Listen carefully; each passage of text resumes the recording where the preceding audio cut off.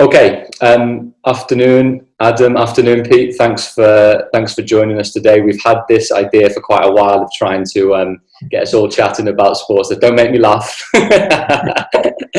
Us technophobes basically got there after a couple of weeks of planning to be able to talk more broadly about some of the sort of financial, investment and legal issues impacting on a lot of our clients basically in the sports and entertainment world. And just by way of background, myself, Adam and Pete, we work really closely together on a range of different clients across entertainment and sport. And we thought we would, at least for about half an hour or so, chat about the variety of issues going on at the moment. So by way of brief background, Pete Hackleton is a partner at Safri Champness LLP, which is one of the top 15 accountancy firms in the UK. Pete is the head of the sports and entertainment team, which has 9 partners, 50 full-time members of staff. And you'll be pleased to know Pete hasn't given me too much extra description to explain about himself, but they currently represent over 80 Premier League players on all aspects of their tax affairs, as well as a number of clubs, agents and rights agencies. Pete, thanks very much. I literally am like a Z-list presenter right now trying to do the bits here, but You're doing really well done. Mate, I've got forging a new career at some point. And also Adam, mate, thanks very much for joining as well. So Adam is a partner at Tilney, which is a national financial planning and wealth management firm, 30 offices across the UK with 200 financial planners. You'll be pleased to know they manage upwards of 25 billion for their clients. And most importantly as well, because we all work together, a lot of things, Adam has real specific sports related experience, worked in the space for over 12 years, working predominantly with Premier League players and international footballers and musicians and clients across rugby, boxing and cricket. So that is the intro for you guys. Very briefly, I'm a partner in a law firm called Sheridan's, and I work usually across lots of different sports, football as well being one, and generally on the player and agent side. And that's why a lot of the time Adam, myself and Pete do work quite closely together on a variety of different issues that crop up. And on that note, Adam, if I can just turn to you first, basically, because obviously some of the issues that we've talked about in a professional capacity over the last couple of months as well have obviously been significant, obviously with COVID-19 and the pandemic at the moment. You obviously work with players on all of their financial planning and investment strategies generally. What are the types of things that sportsmen and women and entertainers are sort of facing in the current climate at the moment? I think the biggest question that I've had probably over the past 6 weeks from a number of clients, the same type of messages: am I going to be safe? Am I okay? Is my money okay? Because generally with their financial affairs, they're quite conservative with what they want to do, and sort of investing money or planning for the long term is relatively new to them, or it's moving into the slight unknown, and they are sort of relinquishing control of their finances to somebody else. So their biggest fear is, even though they understand about how we work and the size of Tilney and the background and so on, they're worried that they may lose all of their money, even though that's not the case. And the biggest concern is always, have I got less than what I put in? Am I going to still be okay? Can I still retire? Because, they have a really short career. People, sometimes think of footballers as all playing for Man City, Chelsea, Liverpool, earning the really, really big money, but there's a number of players that don't, and they may only earn good money for 2 to 8 years, and that is their time to put away enough money that is going to see them and their families through maybe for the rest of their lives. So it is a fundamental part of their future. And depending on what their age is, if they're early 30s, late 30s, late 20s, that they're coming towards technically the end of their career and their top earnings. So it's really, really important that their money is protected. And then if I can ask just one other bit as a continuation, which is then, what are the types of then, without obviously preaching confidences, the types of conversations generally that you're having with lots of different people around what's happened over the last month or two and the sort of volatility as a result? A lot of it is, how long do you think this is going to go on for, and do you think there's going to be a recovery? I think they're the main two things that generally we get asked, and I suppose both of those are, a lot of it depends on how long we are effectively in lockdown for, because, outside of football, generally the longer this goes on and the lockdown goes on, the harder it's going to be for businesses. Most businesses can sustain things from like 0 to 6 months. Once you go outside that, businesses may get into trouble, and then the knock-on effect for there will be worse for the economy, with a potential recession and so on, which means it will take longer for markets to recover. Whereas if we're in a situation where, a vaccine is found quite quickly, people come out of lockdown and return to work, and there isn't a stage 2 and 3 of this thing, and life gets back to normal, we will see probably markets recover potentially at a faster rate. And from your side, Pete, obviously there's obviously the investment angle, but obviously also, we've seen, the daily government press conferences, Matt Hancock a little bit ago coming out and effectively putting pressure on players to give up a decent amount of their salaries, collective PFA approaches to that, and then obviously bilateral approaches that then have been taking place between the clubs and their players, and some of those intricacies too. What's your view on that generally, and what do you think then the wider implications of these type of narratives are, well, from your point of view? Thanks, Dan. Yeah, I mean, it was a strange one, wasn't it? The government statement a couple of weeks ago, and there's a great tweet from one of the players, David Cottrell, on Twitter, where he said something like, "There's more than 2 million millionaires in the UK, and there's 500 Premier League footballers." It seems a strange kind of narrow focus helping out, and certainly, a lot of the players we work with, they're obviously concerned, but they were already talking. The players were already talking about what they could do to help, and I just thought the government interference was unhelpful. I mean, a 30% salary cut across the board for Premier League footballers, I don't really see how it helps, because I think there were quite a few calculations around at the time which said, if that's effectively £500 deferred from salaries, then there's going to be a hit to the exchequer of somewhere in the region of 250 million with social security and income tax, which is not what the country needs at the moment. There's a concern about, if there's a salary cut, who benefits from that, themselves or the owners. So obviously the players have done some work with various foundations now, players together, a couple of other things. One of the things that is always apparent to us when we're preparing tax returns each year, obviously the players do earn a lot of money, but the charitable giving is quite considerable, and something like this always brings out that kind of the best side of them. I suppose the other thing that is a frustration to us is the ongoing focus on the players from HMRC anyway. Reams of enquiries about players with no structures. They're just ordinary employed individuals, and there's a lot of focus on that. Obviously HMRC are very stretched at the moment, and hopefully that might lead to a bit of a slowdown in those kind of enquiries. The other thing, obviously looking outside of football, other sports in many ways more badly affected. We look after lots of golf players, tennis players, outside of those top kind of 10 or 20 in the world. It can be not the most lucrative, and with endorsement contracts on hold, no tournament income, it's difficult times. So across sport, I think the impact has been felt.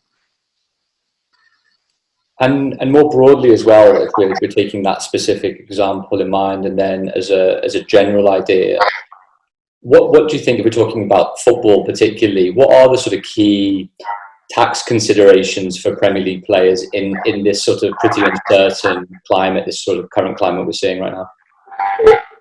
I mean, players are pretty much paying 45% tax on all of their income. To the extent that income is being deferred, it's the gross income that's been deferred. So effectively, the tax goes down proportionately as well. But of course, even though players do, in general, in the Premier League, they're on good salaries, the expenditure often matches, and they're helping out family members with mortgages and things like that. So it is just a question of, speaking to Adam and their advisors, making sure that they're not overstretching themselves. Obviously, some of the players will have image rights companies, and quite often they might look to borrow from those companies, and that can cause problems down the line, tax implications of borrowing from those companies. So it's just probably something that they need to consider along with their advisors, the best way to structure their spending. And Adam, then if I can turn just back to you for a second on that particular point, which is obviously one of the things that I understand, at least, is one of the main important bits that you are constantly speaking to your clients about at different times, is, I guess, managing the risk, having a pretty stringent investment management process, and remain. You tell me if, ultimately it's not the time for knee-jerk reactions right now. How are you messaging that to all of your clients at a time when sometimes there might be deferrals on the horizon, sometimes there might be quite big dips in investment portfolio, etc.? I think it's a lot of it is just staying in contact. So, I mean, you will both know that predominantly we'll communicate with, especially the footballers, on WhatsApp. It's the main sort of source almost of communication. So I've had probably a lot more over the past sort of 3 or 4 weeks WhatsApp conversations. What I've been trying to do is share information on WhatsApp. So as I read articles or where you see things that are interesting, sharing them with the clients that are maybe concerned, sharing charts showing what's happening in markets at particular times, especially when markets are falling. That's when people need sort of care and attention, and you need to do some hand holding. And I suppose we were talking about it just before we came sort of to record this. A couple of weeks ago, after the crash, there was a 3-day period where stock markets recovered 15%. So one day they returned 9.5%, and then it was sort of up to 14% over the next couple of days. And it was at that point when I was discussing with this sort of group of footballers and showing them the charts along the way, and showing them that, and the importance of remaining invested and not panicking when there is a bit of a downturn, because you will always miss that upside. Once they saw this chart after that period, they understood it, and there's been sort of more calm, because they understand that there are going to be times things can't always go up, things will go down as well, but you need to understand the reasons for it, how your money is invested, how it's positioned. Most of the footballers I work with are conservative investors, so their exposure to the stock market within their portfolio might only be 25 to 30%, so it's quite low. And I think you have different conversations with different people at different ages. I've got, when we're talking about deferral of wages and so on, I've got one footballer whose contract's up at the end of June, and for him, he's getting paid 3 more times, and after that, he has no idea what his pay is going to be, if he's going to get another job, and so on. So for him, the next few months are critical. He's got mortgage, he supports his family, his brothers, sisters, parents, which sometimes gets forgotten about when people are looking at footballers, the amount of people that they support, mortgages they pay, as well as the charitable giving. And then I've got some other clients who are right 35, 36 in the final year of their contract. And for them, we've put together a plan to see whether they can live the life that they want to in retirement. And now you're having to reassess all of that, given the fact the markets have come down. So there's a lot of reassurance that's needed, and a lot more communication. We do a lot of articles and podcasts recently, so we've been sharing those around. They're quite well received. People have got more time on their hands.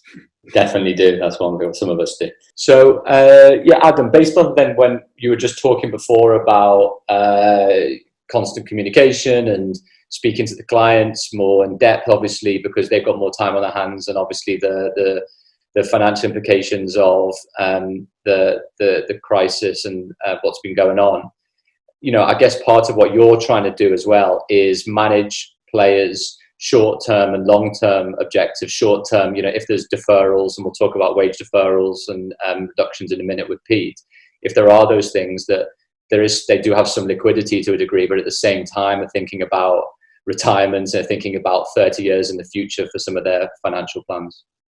I think understanding understanding what people spend, especially in the sort of sports and entertainment space, is really sort of fundamental, because often when I started doing this job, I remember sitting down with some people, and they didn't have any understanding of what they were paying, what their general bills were. I remember I had one footballer, he still had Sky TV at a house in Nottingham that had been empty for 9 months, and all that's not a lot of money. It all builds up and it adds up, and one of the first things I always like to do is try to get people to understand what they spend, because even if you are a Premier League footballer earning very well, you know that you can pretty much spend what you want, but it's a much bigger problem when you're not earning money and you don't have a clear understanding as to what your expenditure is, how quickly you can deplete any cash that you might have.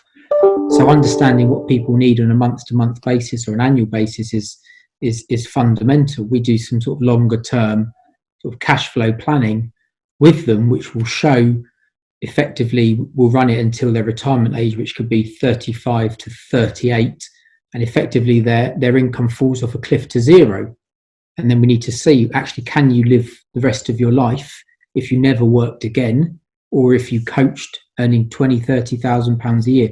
Can you maintain your standards of living that you need all the way into retirement? And that's why you see, especially footballers, they have, unlike us who have like 20, 30-year mortgages, you might have somebody who's got a 5-year mortgage, which is actually 50% of someone's net pay. So when people often think, well, footballers earn a fortune, often 50, 60, 70% of their net income could be going to a mortgage. That we're having conversations with them about potentially, the mortgage holidays and deferrals and so on, the things that everyday people are considering at the minute as well. And on to that point, Pete, then, Adam mentioning about some of the issues to do with salary deferrals, salary reductions, etc., even at the Premier League clubs, and we're seeing a variety of those in the public domain, if it's Watford and Chelsea and Arsenal and others, and Southampton as well, I believe, that have been reported. What are sort of some of those wider issues to consider from your perspective? Yeah, I mean, the different arrangements at different clubs have all varied to a greater or lesser degree. I mean, one of the things that we've noticed is most of the deferrals are not going to be kind of on a rolling base, currently on 1920 salary. So for players, as Adam refers to, players who are coming out of contract, or players who might have been expecting to sign a contract this summer, that will have implications. They're also, in certain agreements, the deferrals are based on certain parameters. So perhaps if clubs were to qualify for certain tournaments, the deferral may change. So there's no real clarity around that at the moment. We also, obviously, all the players' contracts are different, and some players will have most of their remuneration paid via base salary, but quite often there are loyalty bonuses and things like that built in, and does the deferral apply to those? So lots of grey areas. From a pure tax perspective, I guess probably the most pressing area to clarify is around the agents' fees. As you guys are aware, quite often, well, in almost all cases, the club will pay the agent's fee, and effectively 50% will be treated as a benefit in kind on the player. If the agent's fee is a fixed fee, and the player's been subject to tax as a benefit in kind on 50% of that, that becomes a proportionately greater percentage of their overall package, and can push their effective tax rate up, towards and beyond 50% in some cases. I guess the other point around that, and again, this is probably more of a point for you, Dan, is around the agent's fee itself. If the agent's fee is X% of gross salary and the gross salary has been deferred, presumably that knocks onto the agent's fee as well.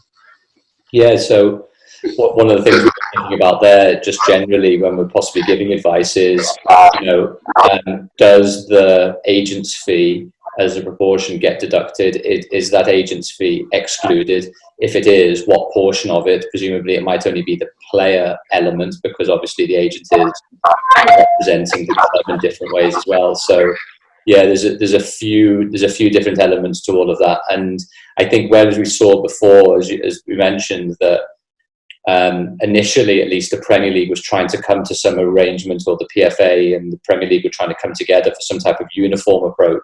What we're seeing, because that obviously didn't really happen and didn't really work, is that these bilateral discussions are now taking place. And, you know, at the best of times, it's hard to get, you know, players, management and coaches, everyone to agree, especially in this type of climate. It's very difficult. And what we're seeing really is varying, as you've mentioned, varying approaches to that, at least what's being reported in the press as well. So, yeah, it's interesting times at the moment, I think. And what at least I'm seeing is quite a lot of reactive stuff in the market. So it's almost like some players or coaches or entertainers as well are, you know, looking to do what's best for themselves, for the club, for the industry, from a reputation perspective. We've seen loads of players obviously want to give money, and rightly so, to good NHS causes as well.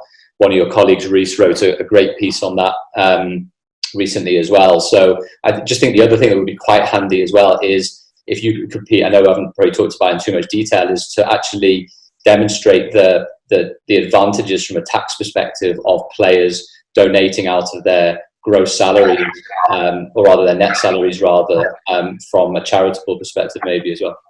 Yeah, I mean, this is something that we've picked up a lot of queries on from players. I think it's probably true across society. It's just not very well understood, the way that gift aid works and the relief that's available.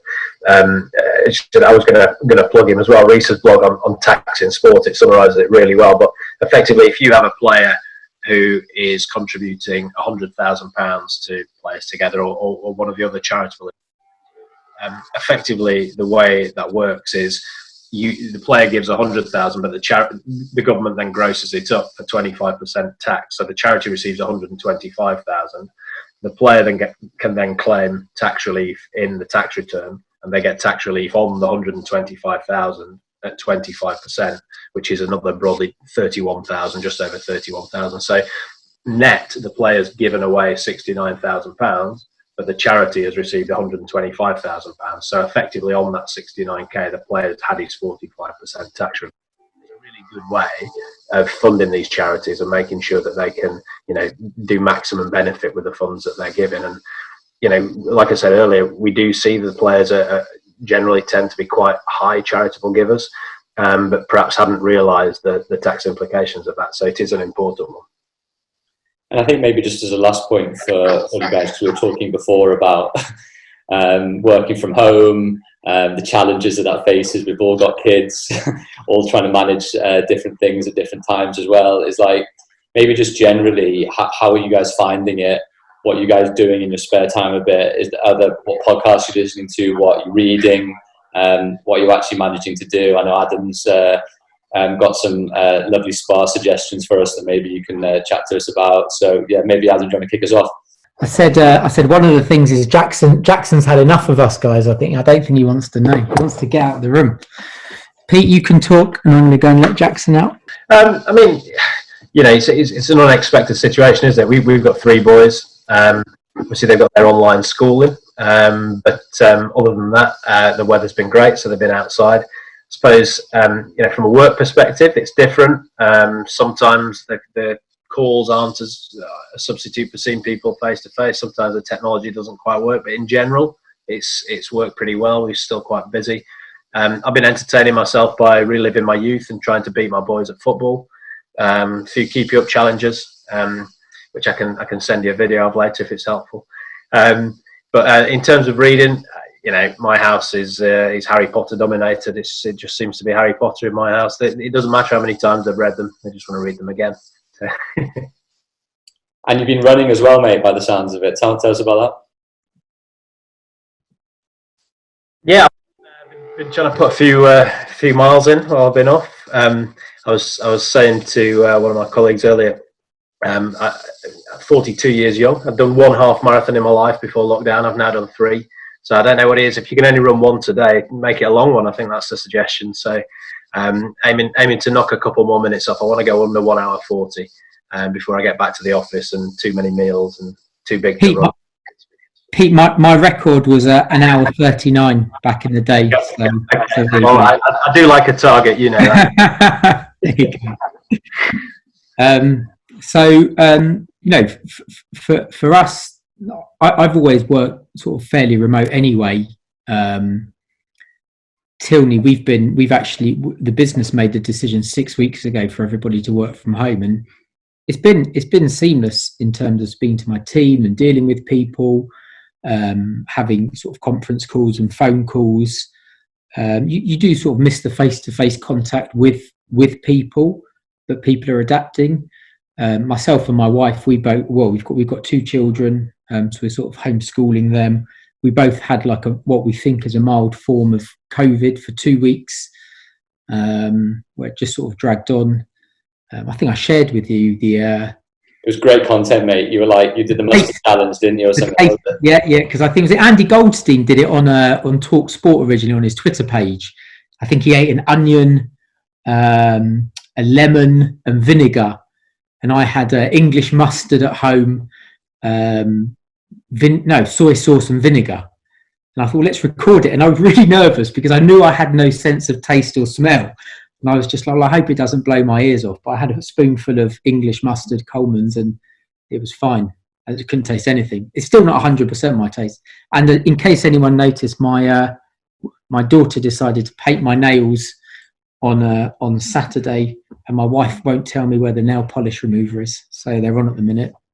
Can't believe you used your daughter as an excuse. Yeah, I'm a secret gothic, maybe.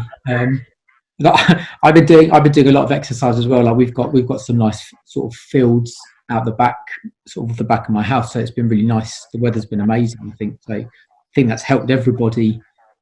Yeah. In the current climate, with the weather, if it was raining and miserable, it would probably be a lot tougher. What about you, Dan? How are you filling your time? Oh, I'm just I'm basically turning into a presenter rather than a lawyer. Any YouTube stuff, Dan? What's that? Any YouTube stuff? Thank you for asking. So I'm hoping to finish my career as a lawyer any day soon and live off the Google AdSense revenue basically from my 60 viewers on a daily basis. So yeah, that's the plan. But in the short term, I was just like, well, I've been wanting to try and do some YouTube stuff for ages. So I've done a short football industry course for people to tune into, which is cool. And the same with just some like career and sports stuff as well, just in my evenings. But it takes a bit of planning and all the rest of it. But I've really enjoyed it. It's getting me out of my comfort zone a bit, and it's always there just on YouTube for people to be able to watch and listen to. So it's been fun. I mean, it hasn't stopped everybody taking the mickey, but you know, anything less. And the guitar, is that yours? Yeah, I was just going to ask you about that. I literally, I took out the loft. I took out the loft about a month or so ago. Good. So maybe next time I'll play you a tune. You can play the exit music at the end. As long as it's not Liverpool related, right? Mate, we'll do You Never Walk Alone when we pick up the title if possible. Perfect. Well, no, guys, thanks very much for joining. It was great to have you on, and we'll get this out on audio and on video, and it'll great to have another chat soon again. Good stuff. Thanks, guys. Thank you. Bye. Yes, bye.